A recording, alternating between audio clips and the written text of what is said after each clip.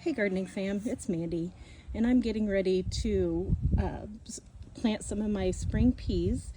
And so I'm walking around. I haven't really been out in the garden yet just because of our crazy weather, just checking everything out, trying to get things cleaned up. But I wanted to show you these beds here, and this one here, and the one over there were all brand new last year. And so I wanted to talk a little bit about soil health. So these beds, if you look at them, they're not very fluffy. In fact, you can squeeze it and it really clumps together, which is not exactly what you want in your garden. It's not bad, but that also means it's not draining as well as we want it to. It's holding probably too much water, and you can tell it doesn't have the nutrients for a well-balanced bed quite yet. So we'll be working on amending these as we're cleaning them up over the next couple of weeks and getting them ready to plant. So let me show you, my yard's a mess. We're in the middle of a yard redo. These okra stalks here, I have a project I'm going to show you about later this week, how to make trellises out of them. So it may look trashy, but that trash is my treasure.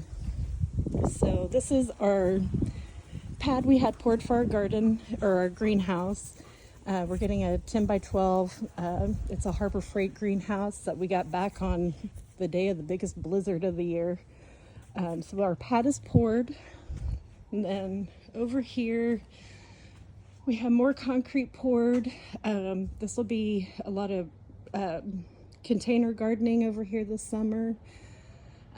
It'll be a fun area. And then these are some of the established beds. And then down there on the other side of the yard, I've got some raised beds, kind of hard to see. And I've got more raised beds going in. The big arbor in front of us will go over there that I've had the big dilemma of trying to figure out where to put it. And so we'll have a lot of fun vining flowers and stuff on it.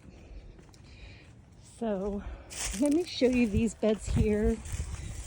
So we've had these beds a long time, and they are in great shape. The soil is amazing. I call it black gold. I have a pretty simple regimen with them. At the end of the season, we clean them out and we mulch it with straw to keep, the weeds from growing. So also I have little garlic patches all throughout. Not done cleaning this one yet. But what I'll do is, as I rake the leaves and the straw out, I will actually mulch those back up, and I actually dump them right back on the bed.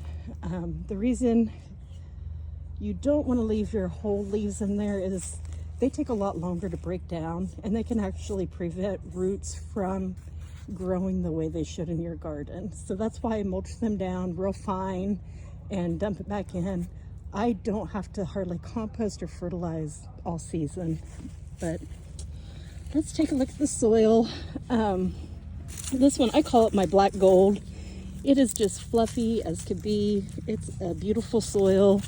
When I plant my peas, I won't even have to use a trowel or a shovel. I can just use my fingers and just poke them right in the dirt. Whoops, there was a little worm.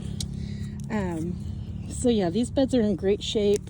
I love these beds. Everything just grows amazingly in them. This is actually part of my tomato trellis system. We had to pull one out for the greenhouse. We'll be having more of them going up over there to replace. Like I said, the yard's a mess. This is my bean pole. I got to find somewhere to move it to this season. Lots of fun stuff.